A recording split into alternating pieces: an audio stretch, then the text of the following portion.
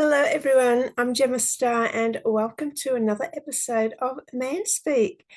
Manspeak is an offshoot to our Heart Warrior series where some of our Heart Warriors come back and talk for a whole nother episode on a subject of their choice, usually relating to men, masculinity, relationships, but also specific knowledge or wisdom that they are able to teach.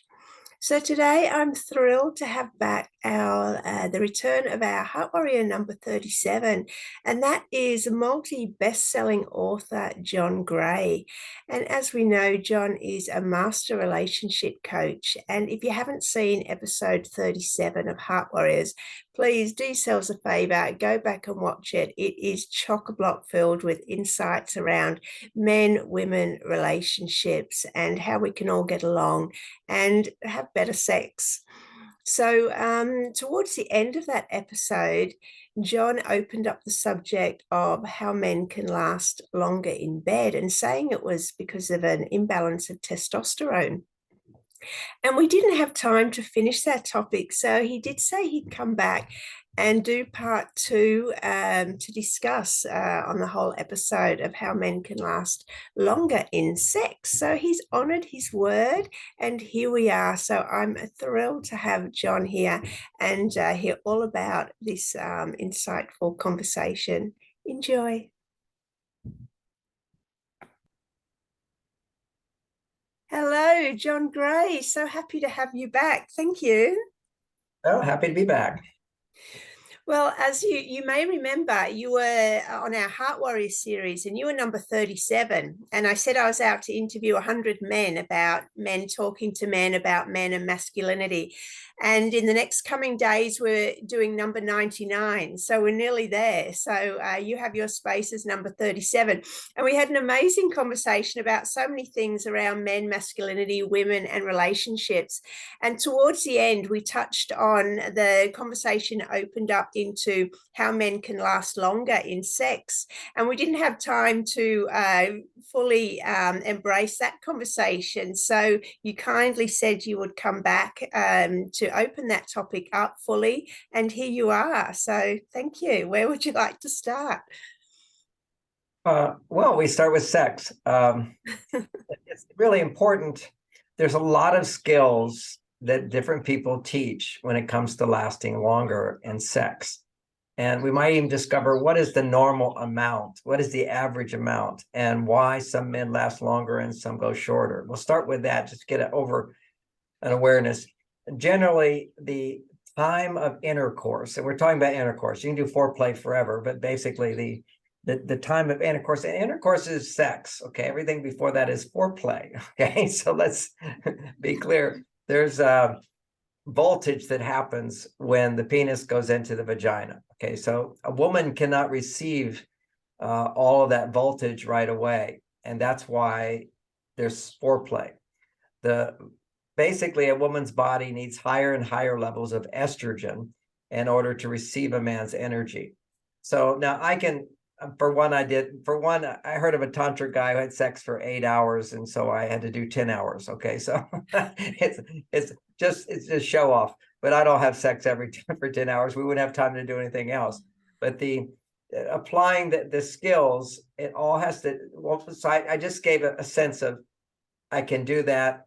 Usually, I have intercourse for 30 minutes to a couple hours. Okay, so which is wonderful because my partner is receiving the energy more and more, and she wants it, she loves it, and so forth. A lot of women really don't like long intercourse because they don't have high enough estrogen. And as soon as a woman is not enjoying what's going on, that will create a tension where his energy is going in and she's not really able to receive it. It could be she's enjoying it, but she can't go to a deeper level of surrender. It's letting go. So for women, the sex needs to be a letting go, a letting go, a letting go. And it's really hard for women when they're on their male side. And so many women are on their male side. And the way they climax is using the clitoris. And the clitoris is a building up of tension, and then it reaches a point of maximum tension, and the body spasms and releases the sexual energy to a great extent. And that's called a orgasm. For language purposes, I call that a climax. A climax means you hit a point and it's done. The idea is that the woman never climaxes. Let's go of the idea I'm trying to have a climax, but instead I'm open to receiving more and more energy. Now she will have orgasms, but it's more of an orgasmic state, just to let go of the idea that I want a climax, but I'm enjoying the process. I'm going more and more into the process. Just that allows a man to stay longer, okay? Because again, it's her trying any, Zen, for example, non-doing, doing. The whole thing has to be a non-doing, doing. It has to be a surrendering. And what allows a woman's estrogen to go higher and higher. And some women just have super high estrogen levels due to their lifestyle, their body type, and so forth. Men will last longer with her. So in giving that's my dog over there. Yeah. And see if she'll look around. She's I very got cute. mine here. If the bet, Your dog there. Okay. So for me, I can go long, but with some women, I can't at all. Okay, because I don't use a more traditional version of tantric lovemaking, Taoist lovemaking, whatever. If you go back into the Taoist system, the king would appoint his sex expert, and he would actually ejaculate into a cup and then suck it back in. Okay, suck the ejaculate back in. That's all just muscle. That's all just muscle control. Very strong PC muscles and other muscles in the belly to suck back. And that's going against nature. I'm not teaching that, okay, it's a whole different process of never trying to interrupt the natural process, but to go with the natural process. So what would happen is what we have, I'm going to talk for the male now and then come back to the female. But for the idea for her is another hurdle in teaching this to women and husbands. Usually the women, ironically, are the ones that oppose it, men being able to last long. As much as they make jokes about men who go short, you get a guy who can last long. If she's not open, it becomes boring for her. Okay, just in and out, in and out. There's nothing exciting for her. And there's some men, there's some men who can't ejaculate with their partner. Okay, I know that's a sexual dysfunction as well. They have to go in another room and masturbate, or she has to masturbate him. He can't actually come inside of her. What that is that's a man who basically has blocks to surrender. Okay, has blocks to estrogen going really high. Sometimes it could just be he has such high testosterone, but has no ability to let his estrogen go higher. So this is sort of a guy who never makes a commitment. He just has sex with one woman after another. He never can feel that deep love, because love is estrogen, and ejaculation in a man is when estrogen rises above testosterone. Okay, so this typically happens for men who are more mesomorph. That means they have wide shoulders and little waist. If they don't have enough connection with their mother, for example, and felt loved by their mother and their mother was happy, they have a block to surrendering to the female. Why would I surrender to a female who's never happy? Okay, so that's the non-committal or the very masculine guy who can't actually ejaculate. And so he can go for a long time. He's a good porn actor, but there's no love. Okay, and that's not satisfying for a woman either. So then you've got the flip side of this, which is more common today, is men are more in touch with their female side. Okay, so this is more conscious men. They're more in touch with who they are as men, but also who they are as women. We have a male and a female side in all of us. Women have a male, female side. Men have a male and female side. And when he's more in touch with his female side than most guys, or the way guys used to be, then he will ejaculate sooner. So just to put that, so when you really love someone, you feel connected to them, you can actually be a premature ejaculator. That's another example of it. Estrogen goes higher. Another example of short sex or even premature ejaculation is when a man's really hot and excited and a woman's not. You see, if she's not really into it, her estrogen levels aren't high, he's over there, his testosterone is energy to penetrate, and she's blocking that energy. and he just wants to please her. He's on his female side. He wants to nurture her, give to her, and she's unable to receive intimacy. That blocks the sexual energy as well, causes tension to ejaculate. All right, so those are some of the basic ideas here, hormonally, what's going on. A man can find himself anywhere in that direction. So how to last longer in sex is a lot of guys are just addicted to ejaculation. So that's a really key thing. If they're single and they're masturbating, they can masturbate. They can practice masturbation very gentle for 10 to 15 to 20 to 30 minutes without ejaculating, and then go take a cold shower.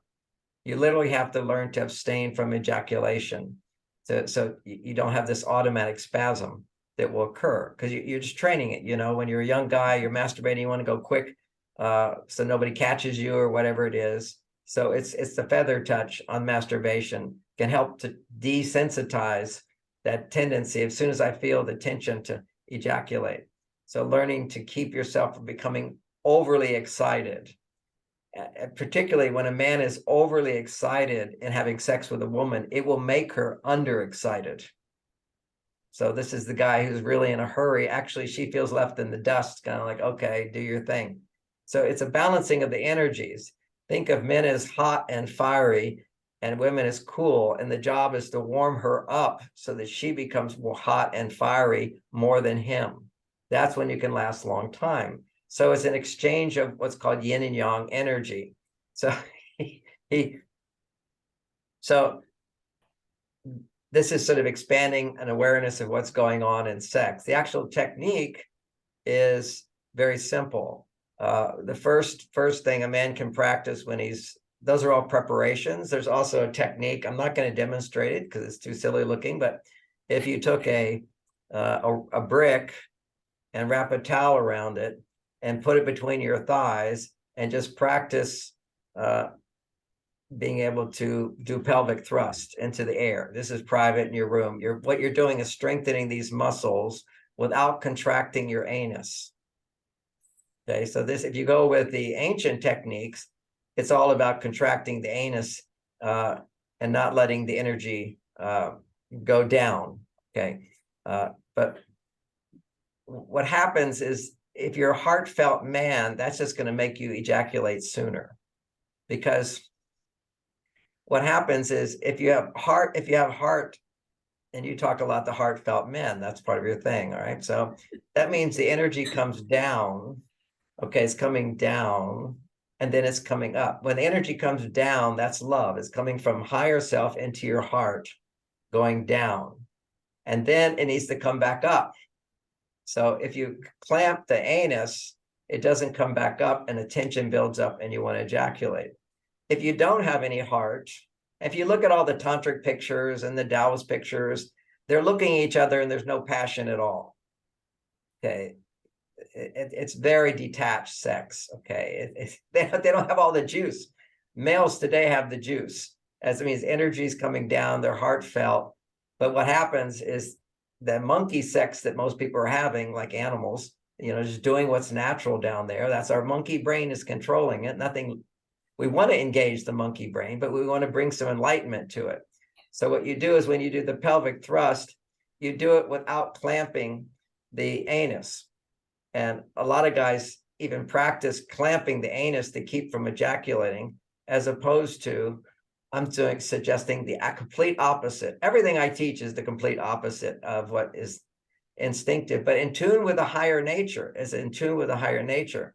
We're going to get to that soon. Because what is the higher nature? The higher nature is love. The only point of me having sex with my partner is to feel more love. I can care less about having an ejaculation, which is very pleasurable without a doubt. I've got a package of cookies upstairs and I can eat the whole package. It's very pleasurable and I feel like shit afterwards. I can eat a tub of ice cream. It's very pleasurable, and then get fat and fall asleep. Just because something's pleasurable doesn't mean it's good for you. A little pleasure, the point of it is you have this natural instinct inside of us, inside of men and women, of when you get naked with somebody, there's with sexual attraction, there's a huge surge of testosterone in a man and a huge surge of estrogen, which is, there's nothing better for our immune system, for our anti-aging, for our cognitive abilities, for our motivation in life, for healing of the body, than surges of testosterone in a man and surges of estrogen in a woman.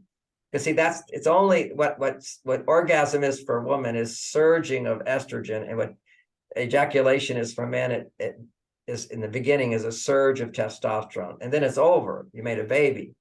But what nature wants is if you can't have surges of testosterone and estrogen, then you can't produce. So if you can't produce, we'll just leave you behind. See, these are the forces in our body that keep us young and virile and vital. At 72 years old, my testosterone is 2 to 4 times higher than when I was a young man. Okay, and that's primarily a lot of reasons for that, but one of those reasons, without a doubt, is learning how to be multi-orgasmic as a man, never to lose my sperm. Okay, so yeah, I could care less about sex. I care about using sex, which is pleasurable, like that first taste of ice cream, but it's not ice cream, it's somebody you love, and it feels good. So when you feel good, then you can feel the love in your heart. And when you can feel the love in your heart, you can express the love in your heart. And that's the man's role, is to express the love. He's kneeling before, he proposes to her. I will be here for you. I love you. I will always love you. You are the priority in my life. People always say, I want to have those feelings we had in the beginning. Well, what did you have in the beginning? You had a man kneeling before you, offering to love you forever. So that's where the magic is. Sex has, there's a feeling of, I don't want this to ever stop. Okay, I want it to go on forever. It's this eternal quality to it, because we do connect with the eternal aspect of our soul through sex, of the merging of the masculine and feminine with my partner, which is actually merging within myself as well. It's like using your partner as a man to connect with your female side, as opposed to becoming female. That's the confusion of everybody today, is men have become too female. They need to actually become more masculine and serve the woman. She will become more feminine. And when you're inside of her, she activates your own female side while you're also on your male side. So you're totally detached, but not indifferent. So this is when you can go on for hours, is you have no attachment to anything except you have total love for her. It's a feeling of I'm yours and you're mine and we're one. That's sort of the mantra you go for, is I'm yours, you're mine, and I'm one. But primarily, I'm yours is the male side of us. That's the selflessness. It's transcending the self. This is masculinity. This is the Buddha. This is unlimited consciousness. There's no me. The joke is, I was self-realized at 28 as a monk, but that was, I am one with the universe. Then 50 years later, 20 years later, the self-realization then is there is no self. Okay, so that's the selflessness, transcending the self. What you'll see is people are enamored with themselves at a certain stage of spiritual enlightenment, where I'm one with everything, and that's all okay. There's nothing wrong with that. That's a state. It's the glamour state. You see these glamorous looking gurus, and everything is that fabulous, and it is. There's nothing wrong with that, but it's still on the way. It's still a junior state of enlightenment, to where actual is this transcendence of self, which you can so easily achieve through making love. This is the place to culture that ability. In my own journey. You want to ask a question? Please, while we're here, because this is conversation fascinates me. What would you say is the purpose of these higher conscious relationships? Two people that are really aware and actualized and conscious, and that come together in what some people might call divine union. What do you think? What would you say is the purpose of those relationships? Well, purpose is always about service. Okay, so in my relationship, it's I serve the happiness of my partner in so many different ways, and everybody has their own relationship. She feels a great extent of her service is to me as I help the world. So it's a bigger picture for her. And not she also has her own business and she serves the world, but basically she feels in our situation, because I'm international, helping the world, her as a support to me helps me in my work. I can't stay as vital and happy and fulfilled without a partner who can match my energy. It has to circulate out and on a personal level. I can teach to thousands in some workshops somewhere. I travel the world, I talk to big groups, little groups, whatever, but the energy goes out, it comes back to me, and that's a very, very wonderful experience. But there's nothing more vulnerable and intimate than sex. So, and I kind of see that intimacy is actually a foundation for self-actualization, but it's still there as a foundation for self-actualization. And self-actualization based upon intimacy is how you transcend the self. So, when I'm teaching, I don't even know what I'm going to say. I'm not even there. Sometimes I have to remember what I even said. It's just nothingness, but everybody's getting something out of it. That's the circulation. Now, so what you brought out is what I believe is a good foundation. It's based upon Dr. Maslow's description of hierarchy of needs. At a lower level, survival, then once you have survival, then what do you have? You want to protect what you have. So if you're hungry, you don't care about protection, you'll take all kinds of risks. You see, the lower levels always supplant the higher ones. But once you have a life that's based on, and our civilization is survival, and our civilization does provide security if we have any intelligence, and then it provides belonging. We need to have, family. And part of what's going on with the agenda to destroy the world, the satanic forces that exist in the world, is always against evolution. And then there's forces for evolution. So the satanic forces, which possess many people today of power, they want to keep you from progressing to intimacy. So belonging is what they want to push us down from. See, belonging is more like a teenager. You want to have your group of people that you belong to. Security is like kindergarten, is like grade school. Survival is where you're depending on your parents. So you're going up this scale, a hierarchy of needs.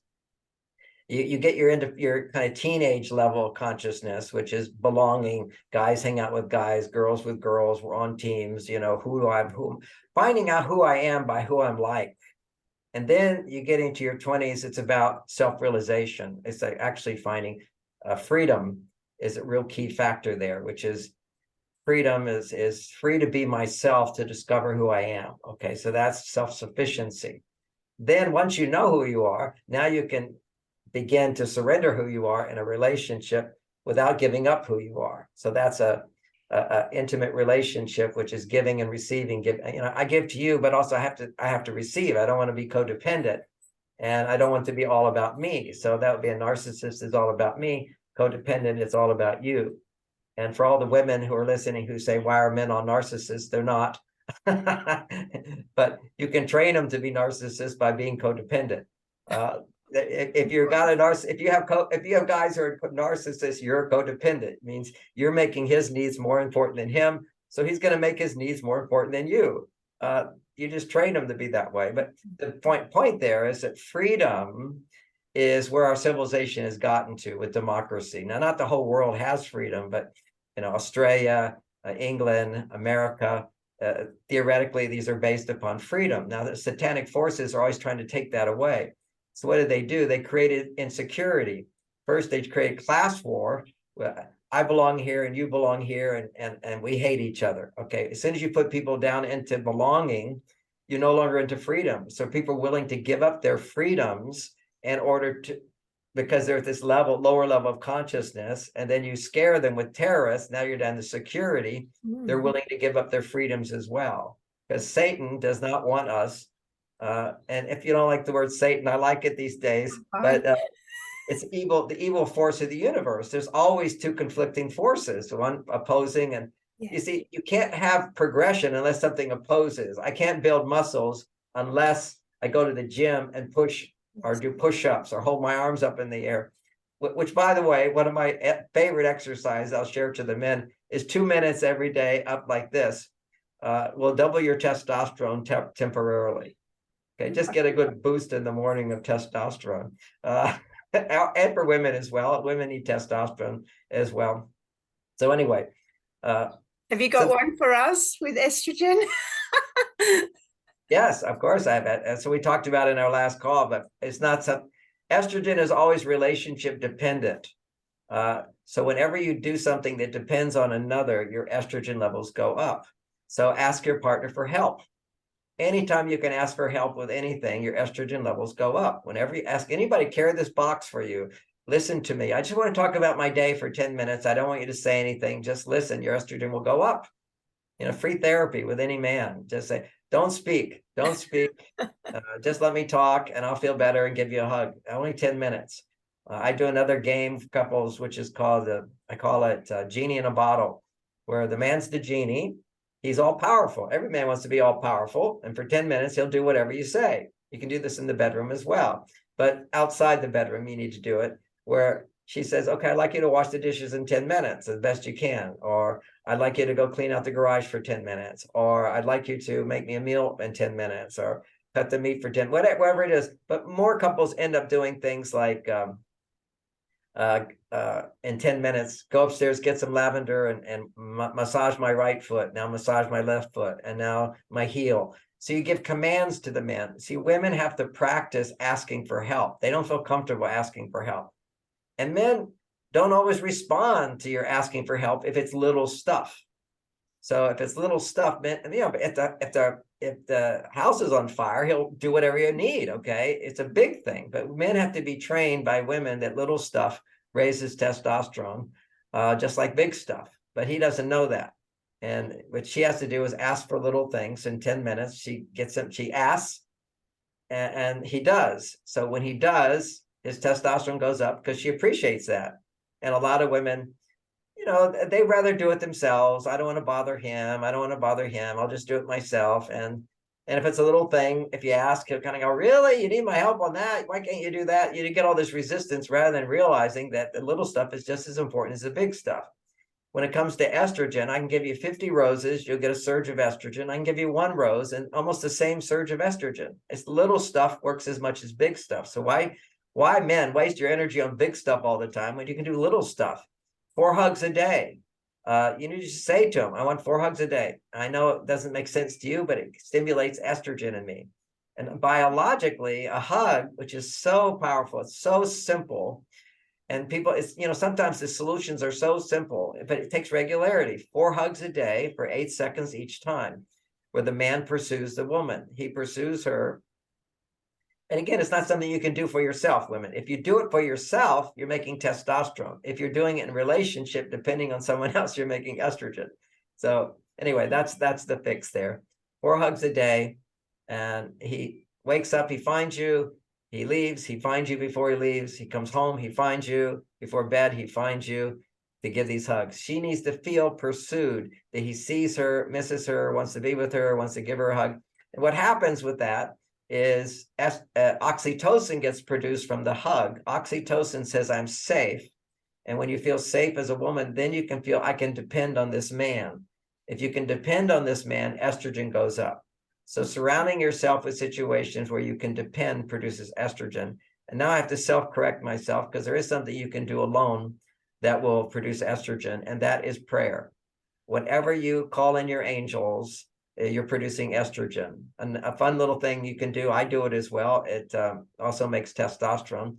It is like 12/28 is my birthday.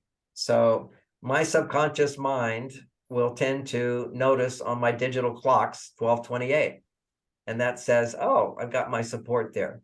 It's kind of like, we're not always aware when we have anxious thoughts. And I rarely have anxious thoughts, but I do have a little worry. Okay. Like, I wonder about this. And right at that moment where I'm worried about something, my mind will just look at the clock and it'll be 1:08 or it'll be 11:11 or it'll be 12:12. These some magic numbers It's like feedback. The universe is responding to you. The universe is telling you everything's okay. So I rarely look at clocks, but when I do, it's always one of these magical numbers. And that's very sweet. It gives you that feeling of confirmation. I'm not alone. The universe is listening. I've got my helpers around me. So a spiritual belief system for women is a major estrogen producer. It's also a major testosterone producer because I feel I have an army of angels that support me in whatever I want. So again, I'm the leader of it. They won't do anything unless I take action, though. That's an old spiritual thing for men to know. God will respond to all your requests, or the universe, however you want to look at it, but you've got to take action first. One step forward, God takes 9 steps towards you. So shall we go back to sex? Yes, sorry to get you off. That's okay. I love sharing this stuff. I think that's a wonderful thing people should know. I remember after 9/11 when they started putting these ridiculous things to see if we had anything in our body. Okay. Take off your shoes, go through security. I was so pissed off about that. And I was going through security one day. My poor wife, she's put up with a lot. And I noticed the thing went off 3 times and they searched the people and there was nothing there. So the machine was calibrated wrong. So when I went through, it went off on me. I said, look, there's nothing here. Your machine is not calibrated. I just watched 3 people go through. It's not working. Why don't you fix the damn machine? Within a minute, there were 6 policemen around me. Oh, don't you think that security is more important than your freedom? I said, no, I don't think that security is more important than my freedom. This is stupid. If I'm really in danger, I care about it. I'm not in danger. Nobody's going to do anything. And this is bullshit. Look at me. You think I'm a terrorist? Look at my wife. You think she's a terrorist? This is stupidity to the nth degree. Now, I couldn't say all that because I was about to be arrested. They were taking me away. My wife, John, please stop talking. Please stop talking. Don't say anything. So I stopped talking. I didn't get taken away.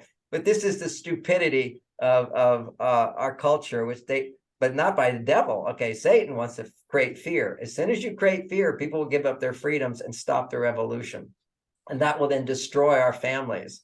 In America, we have this huge Black Lives Matter thing. They even say it's a Maoist philosophy to break down the family. See, first you create division, and then that weakens a culture. You create division in the family. Our government does that by paying money to women who are single. You can make more money from the government, have some babies with some guy and kick him out of the house, and you'll get money free from the government. This is incentives for lack of marriage. Everything, there's always forces against good, and the force of good is against the evil within all of us. So that's how we grow. So this is a powerful time. So anyway, when you have freedom, and that's also how you can experience what I'm talking about, is the freedom that go on to do it for hours if you wish, and it never ends. You see, what happens psychologically for women is, first of all women are insecure and all men are insecure. If you go back down to childhood, we're all living in fear. Okay, it's survival. Okay, this is a part of who we are, insecurity. How does it show up? It shows up most importantly when you fall in love. I was on an airplane. I remember being on an airplane when there was this couple who were in love, in the new stage of marriage or the new stage of engagement. And this woman's on the right side of the plane and this man's all the way on the left side. They got window seats and they're sitting far apart. And the whole flight, they're like looking at each other, gooing with each, goo, goo, goo, goo. Oh, I love you so much. Oh, I love you so much. Oh, I love you so much. Well, what is all that? That's the feeling of a child. I just got another grandchild a couple months ago, and we're all goo, goo, gooing with the little grandchild. We like these little people because it brings up the feelings of pure unconditional love. So that's what couples are experiencing, this pure unconditional love, because that's the kind of love you can only have when you have freedom. Okay, it's like you have to not seek to control. Conditional love is, I'll give you this, but you have to give this to me. And so we want to learn is to integrate reciprocity with freedom. And what that would look like is the kind of unconditional love you can have in an adult intimate relationship is forgiveness. Okay, look, you forgive, but we need to improve. We forgive. We have to be realistic about what's possible, what's not possible. And that's what I do as a counselor, is help people look at what's realistic. Because realistic will give you more than you can ever dream. But we have so many fantasies, like one I talked about, women thinking men will always know what to do and do it even when you don't know what you want. He's supposed to be magic, So many unrealistic expectations.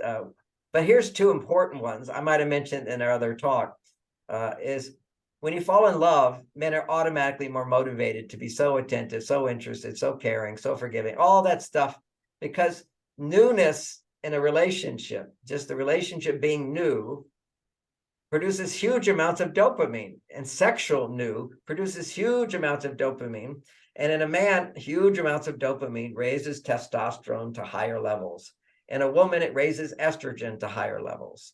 So yeah, you just have to have a new relationship all the time. You can keep bumping up your testosterone levels, but you never can sustain it. Okay. It will basically crash down until you close your heart. Because what happens, and I'll tell you what goes on when men have sex with a woman, is when he ejaculates, this is why it feels so good for a man. Anytime you're feeling your estrogen's going up higher and higher and higher.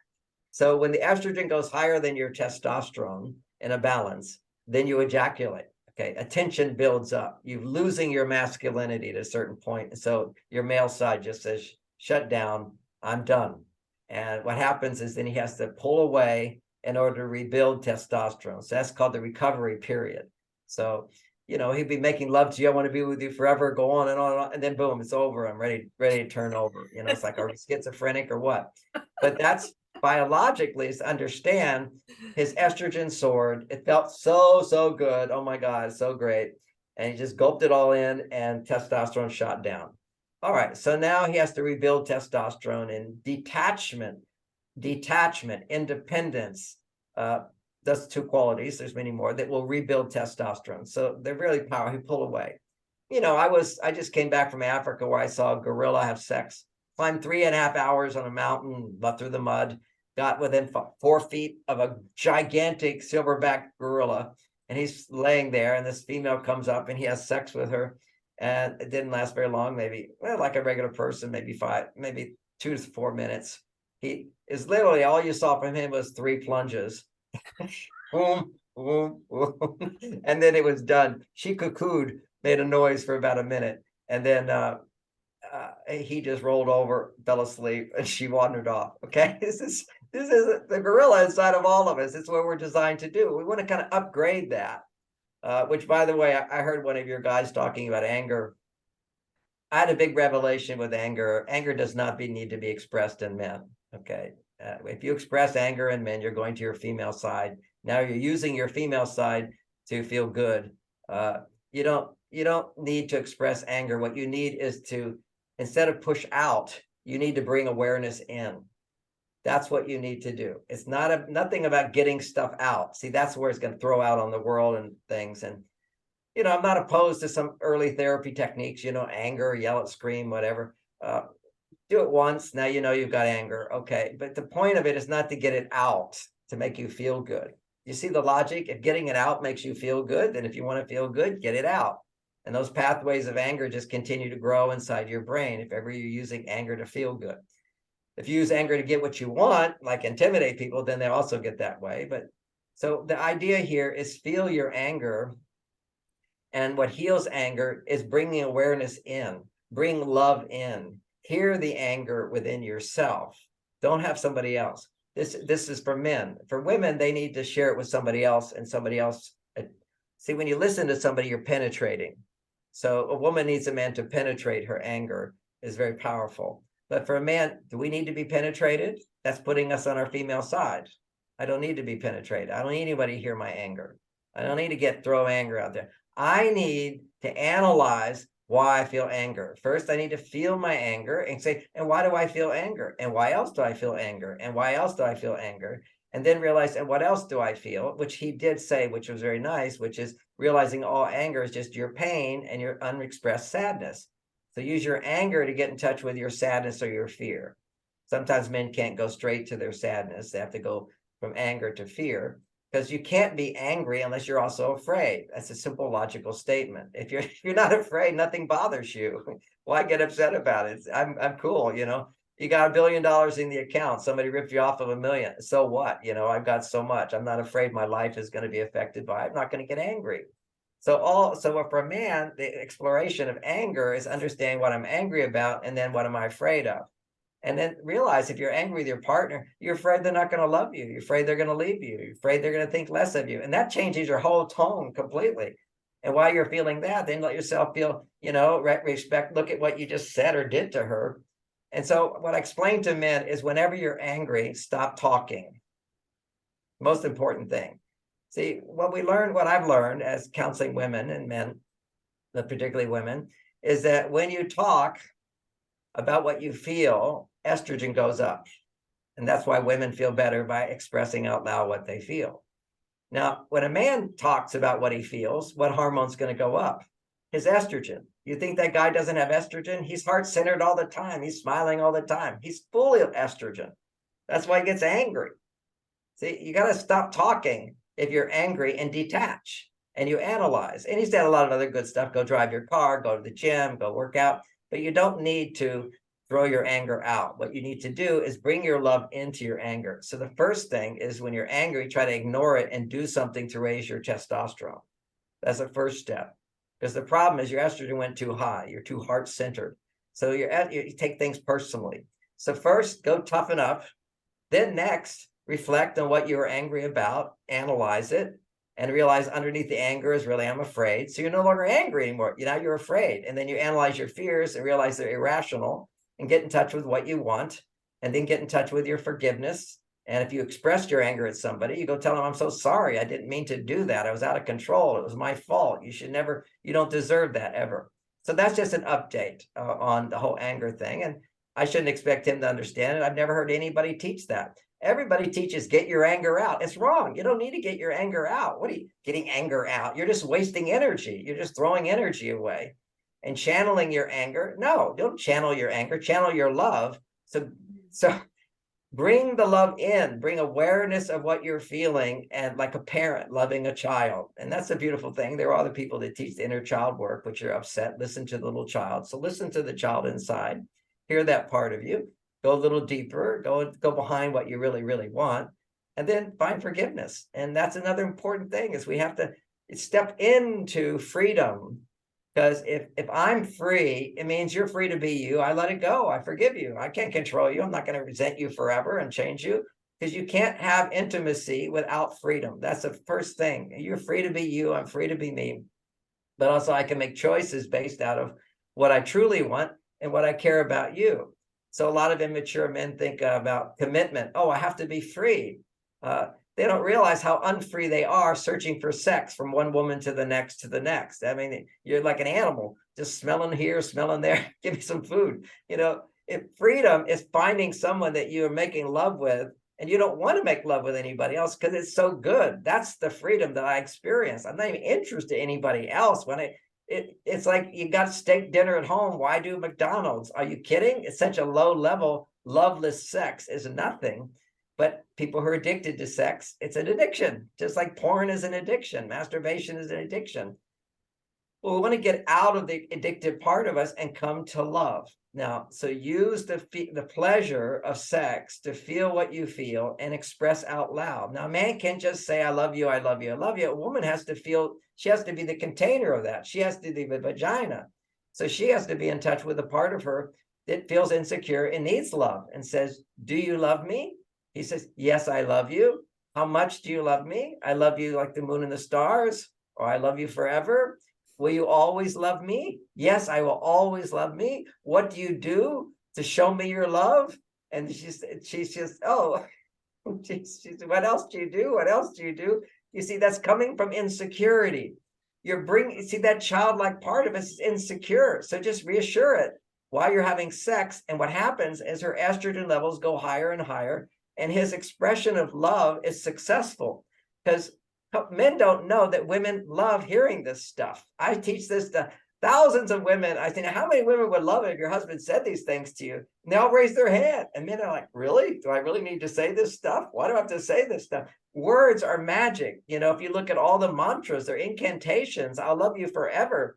It's just like Om Namah Shivaya. I love God forever. I've surrendered to God. Now your partner is God. I love you forever. I'll always be here for you. Now, can you logically say that? No, it's not logical. You don't have to be logical when you're romantic. Okay. So this is, but you have to realize that, this is where the great sex comes from, the great love relationship. Sex is just a toy. to get us to open our hearts to express that love and feel the union of the masculine and feminine coming together. And then there's the whole mechanics of that, which is you don't put it in until you've kissed her a lot, you've touched her body a lot, you've stimulated her breasts a lot, and then then the clitoris, but not too much, because the clitoris can be very addictive to women, and then they start focusing on the clitoris. You don't want to focus. It should just be pleasurable to help lubricate the vagina. And so you're going on waves. You're not trying to give her a climax. She's not trying to have a climax with the clitoris. You bring her up, bring her down, bring her up, bring her down, where she's wanting it. Then you enter the penis, and then the penis goes just a little bit inside so that the G-spot will hunger for that. That's about 1.5 inches inside. So you're going a little bit, then you go deeper and deeper and deeper. But here's the whole magic now. We practice those exercises where we're not squeezing our anus. So it's a different type of penetration. You have like learning to ride a bicycle. Your body will remember how to do it after some practice. So you've got your practice there of learning how to be relaxed in the anus. So the energy of love that's coming down the body can circulate back up rather than just getting stuck and causing you to ejaculate. So that's his management of energy. Her management is she needs his stimulation to keep opening up to greater levels of surrender, not trying to focus. He is constantly focused on making sure that he's relaxed, and when he penetrates in back and forth, and he notices, this is the big kabang here. This is the big technique. This is all around the big technique, which is like that gorilla, 3 strokes and you're done. When you get to that place where 3 good strokes and you're done, and she's going to be wanting it at that time, okay? This is when she's really wanting it. At 3 strokes, what you do is you don't stroke. What you do is you shake your body in the same way that your body would shake automatically after 3 strokes. Okay? So you have to start noticing, what does your body do when those glorious last 3 strokes, the gorilla comes in and boom, boom, boom. And she's out of her mind wanting to completely finish it. Okay. We don't want to finish it. Okay. So ironically, when a woman suddenly feels a huge surge of, I want it, give me more, right at that point, when she says, give me more, why is she saying that? Because what you were just doing is not enough. So that his body gets that he's not enough. That's a tension, and he releases. So give me more means she needs to have less for a little while, because the way her energy builds, it goes up like a wave. Everything is like a wave going up, and then it needs to settle down, up and settle down. And sometimes you fuck for a little while, then you change another position, giving her body a chance to relax a little bit. But the whole idea of estrogen going higher is these words will do it when she's asking for it. She's asking, tell me you love me. Do you love me? Tell me. That's in the heart, you see, and then verbalizing it brings it to the throat. And then you've got the sounds coming out, whatever. So it's not like you're always having this conversation that brings it up to the throat. And then maybe animal sounds will come out of you. For me, it's, the lion, I want to bite her, chew her to pieces, growl. Yeah, not that everybody's that way. I don't know what animal everybody relates to. Anyway, but I live on 3 acres. Otherwise, the police would come when I have sex. And it's not like that every time. I don't want to say it's like that every time. It's just if it goes extended for like an hour or two. And even when it's extended an hour or two, because I'm sharing this, I don't want people to get the wrong idea. It's not like I'm fucking the whole time, nonstop for that whole time. You get 5, 10 minutes, 15 minutes, and then a shift in position, a shift in position, a reorganization, a laughter that will happen. There's moving the body around. So you go with the flow of everything, knowing there's many options here. And of course, she gets excited because as her estrogen goes higher, then luteinizing hormone increases, and that raises her testosterone even more. So then she'll have a surge of aggression where she wants to throw you down and jump on top of you. And you have to be careful with that, because you don't have the ability to do that shake if she's pushing down on you. But so you have to learn your shake usually when you're on top or to the side. And what that is when a man's having normal sex, he has to start becoming aware of what does his body do involuntarily when he ejaculates. So that's a pelvic release like this. It's that's all. And it releases the built up tension. So your body, if it automatically does it, unconsciously does it, you lose your sperm and you don't have any juice now. If you notice it's going to happen 3 strokes later or 6 strokes later, some of you find your spot there, and you just voluntarily do that movement, it will release the tension. And then you're back doing your business. So it's just learning to constantly regulate her body so that you're not pushing more energy into her that she can receive. Because every time man's ejaculating, to a great extent, it's because she can't receive that energy. Her estrogen is not high enough for that to happen. So basically, you shake it off, and then you start again, and talking a little bit more, and building up until you finally get to a place where you don't have to do that at all. I mean, you've got your penis becomes 1.5 inches longer if you're a man, and what that means is you're full blown 100% power, and she's full blown 100% love. I mean, you're both love and power, but what a man can look at when he has an erection is he can put his finger down behind in front of the penis, push down. He'll see he's got about another 1.5 inches down there, and that just doesn't come up in normal sex. But the longer you have sex, it starts to come out more and more and more. And if you do 3 hours or so after sex, it will be standing up like an 18-year-old, just straight up. And you don't have that as you age. For men, you can tell their biological age by how high their penis goes up. So this is young. This is 60-year-old man. I shouldn't make fun of it. All my friends are my age, 60s and 70s. They don't get their erections anymore. They're all pissed off at me. I said, look, just try this technique. It's what you have to do is you do it over time. Your vitality, your sexual vitality increases more and more and more. You're ready to go at any time if you don't ejaculate. She's ready to go at any time if you don't ejaculate, unless she's under a lot of stress. Now, what this is about is when a man ejaculates, he has to pull away, and his recovery time will be longer the older he is or the more he loves her. Okay. If he doesn't love her, he can have very quick recovery time because he doesn't have much estrogen. But when the estrogen goes high, another hormone gets called prolactin, and prolactin causes that recovery period. It keeps his dopamine from going high again. However, prolactin has another function. It keeps him from being interested in having sex. It also frees him from needing to have sex with other women. So it's really the monogamy hormone. If he has some discipline, some discipline, prolactin builds up in your body. I can't get turned on by porn. I can't get turned on by another woman. They've tried.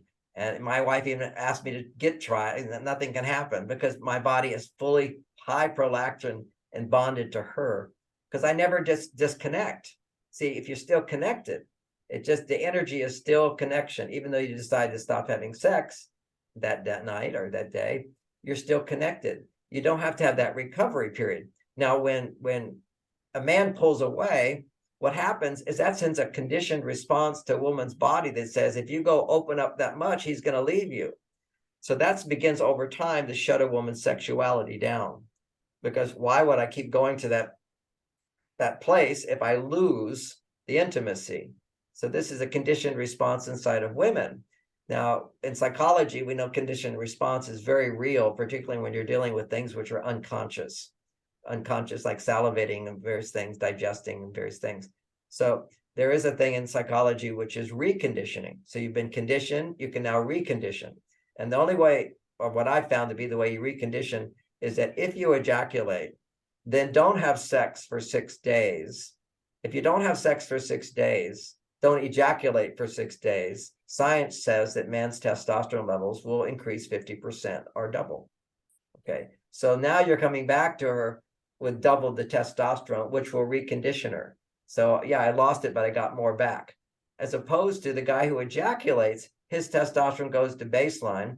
Let's say he has sex on Tuesday after Saturday night. He's having sex at baseline. So she's not getting that guy she fell in love with. If he can come back being the guy she fell in love with, then there's a reassurance that happens conditionally where she can be reconditioned that it's okay. He goes away, but he comes back better. He goes away. But if he just comes back the same, this guy whose testosterone is going down every year, which is the norm today for a variety of reasons, as opposed to using sexual chemistry to keep his testosterone really high. And I speak about all this from my experience. At the same time, I have the experience of having a job. I think it's very important that a man's testosterone level goes up when you work, when you make other people's needs more important than what you'd like to do. You can like what you do, but it needs to be in service of other people. So you're getting your basic testosterone levels. Your norm is I'm successful without depending on my wife to feel successful. See, guys who look at a woman to feel good are weak. Guys who look to their work to feel good go to your partner to feel great. Okay, so I already feel good. I provide for her, and her happiness makes me feel great. And that happiness can be, doing things around the house or whatever, but it's not enough. You need to feel great. You need to fuck her out of her mind. Okay. And that's what makes you feel great, because she needs that. Okay. Particularly women today are so on their male side, they need to get out of their head. They're like, where am I? What's going on? Who are you? Just where are you now? This is they experience a kind of a meditative samadhi state, a surrender, which is very important. This is for women. Women's nature is to be heartfelt, whatever, but they get too caught up in their brains and their head worrying about stuff. That's really their nature today. As they're on their male side, it's orgasmic sex can bring them back to their female side. And I'm talking about orgasmic as opposed to having an orgasm. There's nothing wrong with orgasm, whatever, but what you want is to have waves coming higher and higher and higher, and have no expectations. It doesn't have to be so glorious as I'm mentioning. Sometimes it's that way. Sometimes it's just sweet love. Do you love me? I love you so much, and I feel so good. There's voltage that goes from you into her. So you can't feel your power until you use your power. It's like I can have all the money in the world, but I don't feel rich until I spend it. Okay. So you feel your power when you use it. So we have this masculine power to uphold a woman, but it's really at that moment where she's open to receive you and you plug in, the voltage just increases. So you might have to shake even and right away, just shake it off and then have more talking, because he's talking and expressing love. He's pulling that energy back up your body, because men who are more in their feelings, the energy is going down, and that it just wants to, it's tension builds up and you want to release. So you have to just keep releasing. And for me, I'm a master of this, but sometimes I have to do shaking it off like 5 or 6 times till the energy is really getting up there and flowing. And what helps for us is the words. And I think I've been teaching this for quite a while now, and everybody loves it. So it's a powerful thing. Now a man can say, what if you don't love the woman? Can you still do this? No, you should only have sex with somebody you love. Now, do you have to be committed to marriage? No, but you have to be committed. Okay, we're in a committed, I would tell all women, do not have sex unless you got a guy who's committed to you. Unless you're, well, maybe you want to have a fling here or there, or whatever. I'm not a puritanical person. I've done crazy stuff in my life, but just know that what your goal is on track is to be in a committed relationship. One of the frustrating things you see in the movies, I also see in my life, is wanting to have sex with a woman. She says, no, you're a keeper. I don't want to have sex right away. Meaning if you're not a keeper, she'll just have sex for her own selfish indulgence and get rid of this guy, because it really doesn't last. But the reality is you're sort of debasing your soul to some extent when you do it. But we all do that all the time. So I wouldn't be too harsh on myself as a man or a woman. But the reality is, if you want to achieve what your goal is, you prioritize it. You're looking for an intimate relationship. Don't have sex, ideally, until you feel like a clear message. There's commitment here. Then you can say, I love you. And when you can say, I love you, I care about you, then you can say, well, how much do you love me? I love you like this. And you can be mind blown with all the romantic phrases. So those are some good ideas. I think that I would not be able to have the control that I have if I wasn't in love and able to express that love. Now, some men get their control because they don't have a lot of love, and they just tighten, pull the energy back. I just think it's like having to go pee and pulling it back. There's one basic rule is that you don't fight the cause of nature. It will cause problems. So I'm not really into suggesting control, because this isn't control. The tension builds, you release the tension, move on, release the tension, move on. So you're going with your nature. Amazing techniques. Wonderful. Thank you. John, do you have any more time, or do we need to wrap up? I got about 3 minutes. Oh, wow. Well, I thought it was important to mention because I did rewatch the last interview that you also said something about heart attacks and the link of testosterone or low testosterone and heart attacks in men. Would you like to just quickly speak on that, please? Yeah, okay. So basically that's not common knowledge, okay? Because nobody wants to teach that because uh they only in medicine, if you give a man testosterone, it's not going to affect his heart health. Okay, it might even make it worse. So there's no medicine that to raise your testosterone. It's called relationship. It's called success for a man, and it's called relationship to keep his testosterone up. And so what we know to be the case is that when men's testosterone levels go lower and lower and lower, their estrogen levels, these are general, tend to go higher and higher and higher. So there's like a seesaw thing. And when his estrogen is really high and his testosterone goes down, he's prone to heart attacks. That's the first thing we know from the insurance companies, that when men stop working, they have 3 years before they have a heart attack. That's the average. Okay. If you stop working, I'm going to retire now, which means I don't have to do anything. See, it's that I have to transcend myself, self-sacrifice. I have to do what maybe I don't like doing or don't want to do, have to get up.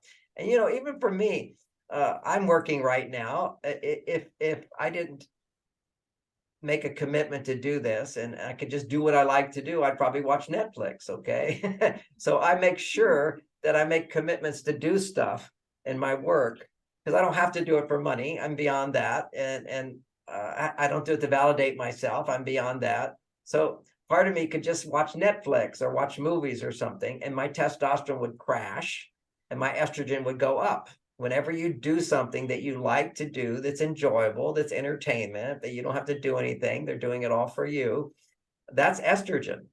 And so as a man, a retired man just does what he likes to do. Okay, so now his estrogen goes up, we know his testosterone goes down, and we know that after 3 years, they get heart attacks. This is consistent. It's not just one case. This is the insurance companies saying this is very consistent.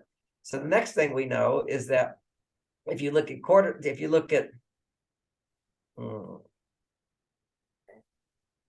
what is the hormone that they all say causes heart attacks? Cholesterol. Okay, cholesterol. Okay, so cholesterol, form of fat.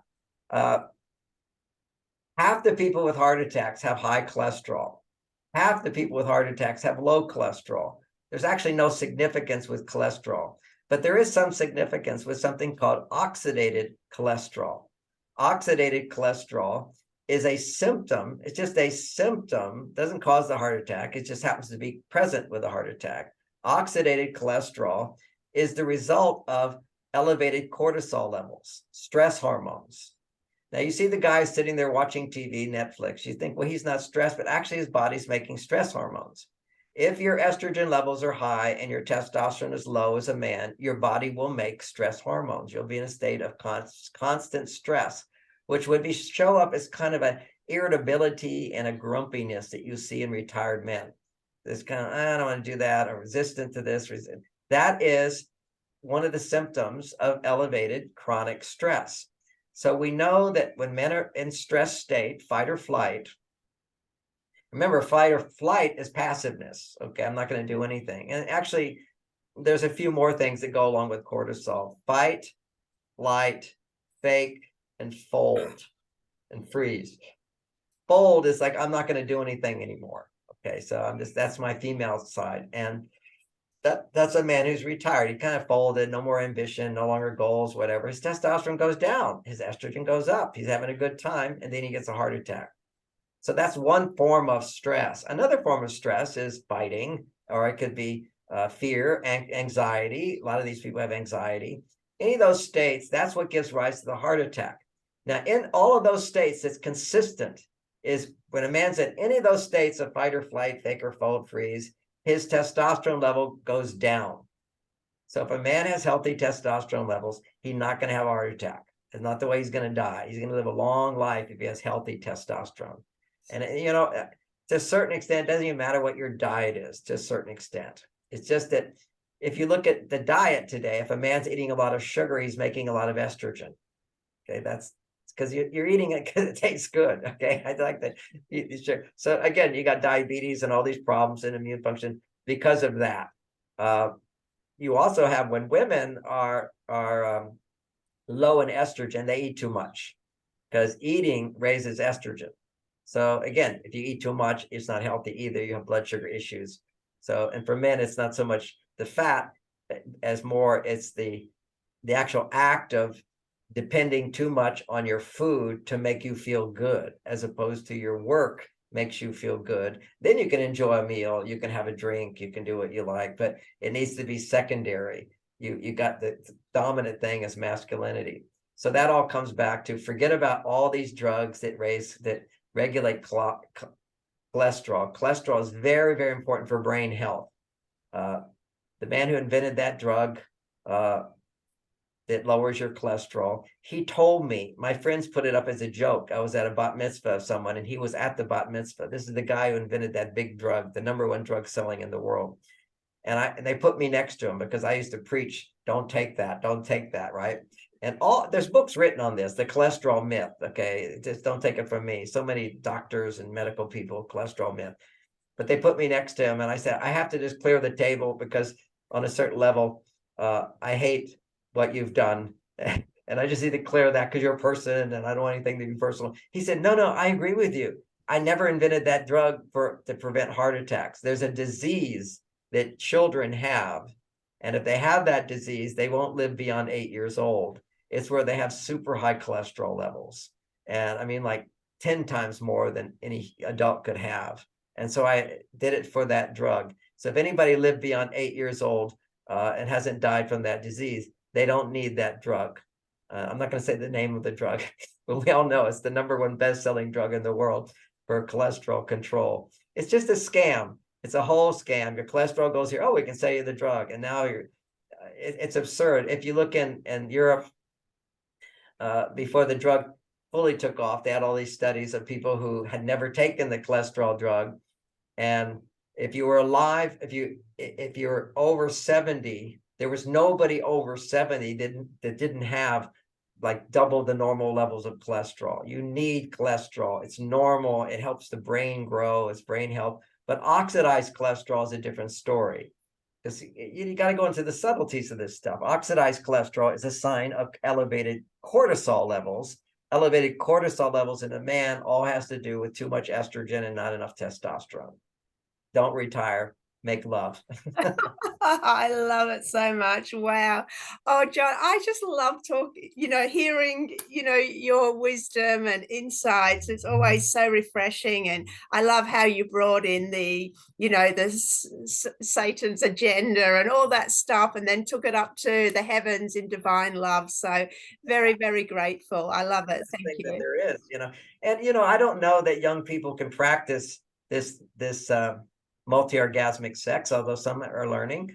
I just know that once you've experienced the letdown of ejaculating all the time, and I think teenagers are even experiencing this now. They're depressed, they're anxious, they can't get it up for a real girl more than once or twice. This is all because they're ejaculating all the time. It's just depleting your spirit. This is your life force energy. It makes babies, and yes, you can make more, but it's the energy of it. You keep that energy, and then you share that energy through love, elevates the spirit to a higher level. Yeah. Wow. And John, I know I do have another interview booked with you. I think it's in August. And I was wondering if this would be a good topic to talk about. Yeah, happy to talk about it. It's a boy crisis. Yeah. Yeah, seeing we're talking about men and masculinity. And I thought, I know I wrote something else, but I was looking at my books today, and I've got all your books. Whoops, sorry. They don't show up there because of the back screen, but that's okay. But I see that one. Mars, Venus in the bedroom, by the way, would go along with what we talked about today. Yeah, this is classic is Men Are From Mars, so important. Yeah, sorry about that. So yeah, and I saw this one. I thought, well, that would be perfect if you're okay to bring that on for our next one. So I'm so grateful and appreciative. Thank you so much, John. You're very welcome. Have a lovely day. You People should go to my website, Oh, marsvenus.com, yes. And there's a great talk on sex there. It's a workshop I have there for men are very much drawn to that as women. The Secrets of Great Sex workshop would be fun for people. And what's great is that what I talked about today would be a complement to that, because I did that workshop many, many years ago, and I continue to develop and grow. So this is add on to that. I don't mention all that stuff, but all that stuff is really, really important. So that's the Secrets of Great Sex for both men and women to watch or alone. And then there's 2 courses there for women only. And if a man gets in a relationship, I would suggest he has his partner take that course and even take it with her. Even though my daughter wrote those courses, I edited them, but approved, basically. She's brilliant. But it's understanding men, so powerful. Any man who hears that will understand himself better and also understand what women don't understand about us. But it was originally intention was for women only. But if you have a partner, my daughter who wrote it, she gets a little upset that I recommend it to men, but that's so personal. But that's what men need to understand, what women don't understand about men. And men also learn about themselves. And ironically, as women are learning about men, what women are learning is how they don't understand men and how they tend to alienate men unknowingly. So that's called Understanding Men, a wonderful class to take online. Oh, sounds fascinating. And I'll drop all those links below in the description, John. So, and any other links that you'd like added, just please. That's enough. That's good. All Thank right. you. Okay. Awesome. All right. Have a lovely evening. And again, much appreciation and love. Thank you, John. You're welcome. You're welcome. Bye-bye. Bye-bye. If you could like, share, subscribe, get John's message out, and I will be back on Heart Warriors for number 99 in 2 days. So thanks for watching. Bye. Oops.